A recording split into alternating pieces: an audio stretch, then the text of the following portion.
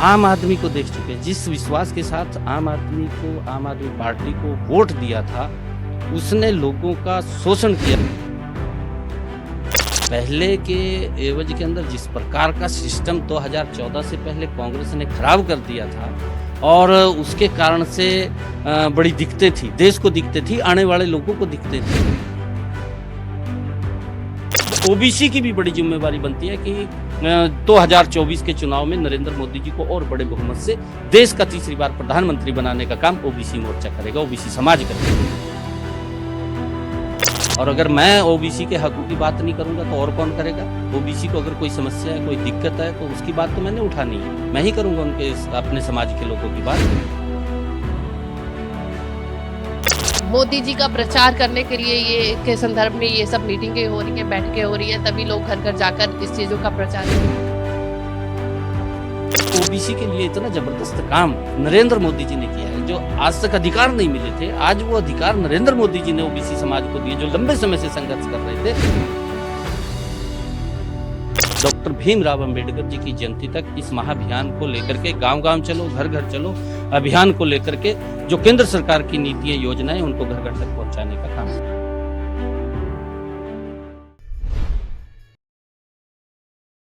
लोक सभा सांसद ते ओबीसी दे वाइस प्रेसिडेंट जेडे ने नायब सिंह सैनी साडे नाल ने। सैनी साहब, अज दी जड़ी ये मीटिंग है, पहला तो वो किस संदर्भ दे विच रखी गई? देखिए, हमारी संगठनात्मक बैठकें चलती रहती हैं और ओबीसी मोर्चा की प्रदेश कार्यकारिणी चंडीगढ़ प्रदेश की बैठक आज उसका यहाँ हो रही है, उसका आयोजन किया गया है ताकि केंद्र सरकार ने, आदरणीय नरेंद्र मोदी जी ने जो 9 वर्षों के अंदर काम किए हैं, यह संगठनात्मक दृष्टि से, हमारा कहीं संगठन कोई और मजबूती की बात है, संगठन को मजबूत करना है, संगठन के अंदर बदलाव छोटा मोटा करना है, तो किसी को आगे बड़ा पद देना है, किसी को नए आदमियों को उसके अंदर सेट करना है, ऐसी सब बातों को लेकर के, संगठनात्मक मजबूती को लेकर के भी बैठकें होती है। और उसके साथ साथ जो केंद्र सरकार की योजनाएं हैं, हमारी 9 वर्ष के अंदर जो नरेंद्र मोदी जी ने काम किया, उन योजनाओं को घर घर तक पहुंचाने का अभियान, ये इस ओबीसी मोर्चे की बैठक के अंदर ये निर्णय लिया गया कि 6 अप्रैल से लेकर के पार्टी का स्थापना दिवस है और 14 अप्रैल तक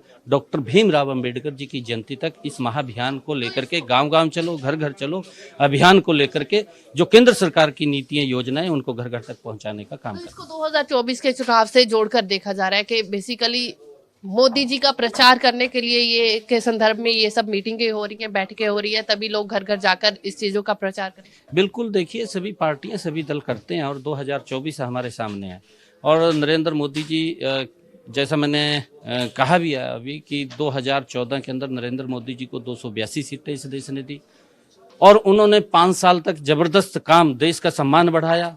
2019 के अंदर 303 सीटें दी और अब ओबीसी के लिए इतना जबरदस्त काम नरेंद्र मोदी जी ने किया है, जो आज तक अधिकार नहीं मिले थे, आज वो अधिकार नरेंद्र मोदी जी ने ओबीसी समाज को दिए, जो लंबे समय से संघर्ष कर रहे थे। आज उन बातों को लेकर के हमने घर घर तक पहुंचाना। अब ओबीसी की भी बड़ी जिम्मेवारी बनती है कि 2024 के चुनाव में नरेंद्र मोदी जी को और बड़े बहुमत से देश का तीसरी बार प्रधानमंत्री बनाने का काम ओबीसी मोर्चा करेगा, ओबीसी समाज करेगा। सैनी साहब, एक तरफ हम लोग इक्वालिटी की बातें करते हैं, फिर वो इक्वालिटी कहाँ पे आ जाती है जब कोटों में डिवाइड कर दिया जाता है कि इस प्रजाति के लिए ये कोटा है, इसके लिए ये कोटा है, तो फिर इक्वालिटी कहाँ गई? देखिए, क्योंकि मैं ओबीसी का राष्ट्रीय उपाध्यक्ष हूँ और मुझे ओबीसी की बात करनी है। जब हमारे पार्टी के जनरल अध्यक्ष आते हैं तो वो सबकी सामूहिक बात करते हैं, तो मुझे तो ओबीसी की बात करनी है, मैं तो ओबीसी के हकों की बात करूंगा। और अगर मैं ओबीसी के हकों की बात नहीं करूंगा तो और कौन करेगा? ओबीसी को अगर कोई समस्या है, कोई दिक्कत है, तो उसकी बात तो मैंने उठानी है, मैं ही करूंगा उनके अपने समाज के लोगों की बात। तो उसको लेकर के हमारा भी दायित्व बनता है कि नरेंद्र मोदी जी ने जो ओबीसी के लिए किया है, क्योंकि नरेंद्र मोदी जी ने सबका साथ, सबका विकास, सबका प्रयास और सबका विश्वास लेकर के वो काम कर रहे हैं, समान रूप से देश का काम कर रहे हैं, हर वर्ग का समान रूप से विकास किया जा रहा है। परंतु ओबीसी की बात को उठाना, ओबीसी की समस्या को उठाना, वो मेरा दायित्व है, इसलिए मैं ओबीसी की बात कर रहा हूँ। तो सैनी साहब, जो कोटा रखा गया है, आपको लगता नहीं कि कई जगहों पे, जैसे खास करके एक एमबीबीएस की बात जैसे हम कर रहे थे, कि ऐसी जगहों पर कोटा ना रहकर बच्चे की जो है योग्यता को देखना चाहिए, ज्यादा प्रेफर करना चाहिए? नहीं, देखिए, ओबीसी के अंदर ऐसा नहीं है कि कम पढ़े लिखे बच्चे हैं। बिल्कुल पढ़े लिखे होंगे, पढ़े लिखे बिल्कुल ओबीसी होंगे, के अंदर हैं। फिर रिजर्वेशन की जरूरत क्या है सैनी साहब? एक मिनट मैं बता रहा हूँ आपको, क्योंकि ये संवैधानिक प्रक्रिया है और उस संवैधानिक प्रक्रिया के तहत हमने उनको आगे बढ़ाना, जो पिछड़ गया है उसको आगे करना है। और पिछड़ा है उसके अंदर भी, क्योंकि परसेंटेज जब ओबीसी के बच्चों की परसेंट जर्नल को भी टॉप कर जाती है तो इसका मतलब बच्चे कोई कम तो नहीं है, बच्चे पढ़े लिखे हैं और उसके अंदर भी कंपटीशन होता है। अगर एमबीबीएस की एक सीट के अंदर जा रहा है तो ओबीसी के बच्चों के अंदर कंपटीशन होगा, कंपटीशन के अंदर जो टॉप आएगा वहां भी छंट करके जाएगा, ऐसा नहीं है।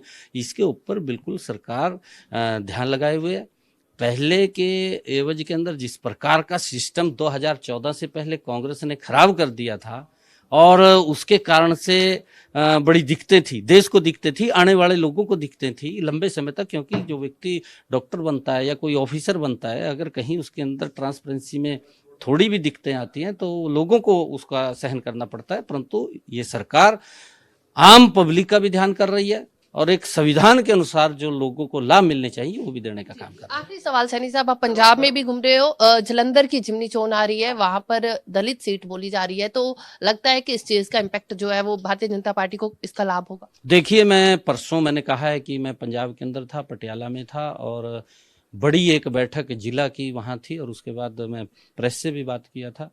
तो लोगों में और कार्यकर्ताओं के अंदर एक बड़ा उत्साह इसको देखने को मिला कि जलंधर के अंदर जो उपचुनाव होगा उसके अंदर भारतीय जनता पार्टी भारी बहुमत से जीत करके नरेंद्र मोदी जी के पास सीट भेजने का काम करेगी।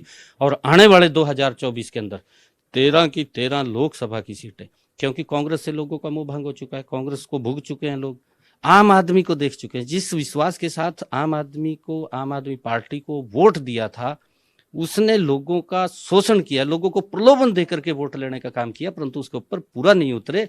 आज लोगों का आम आदमी पार्टी से मोह विभंग हो चुका है। आज भारतीय जनता पार्टी नरेंद्र मोदी जी की तरफ पंजाब के लोग देख रहे हैं। आने वाले समय के अंदर भारतीय जनता पार्टी कमल का फूल खिलेगा।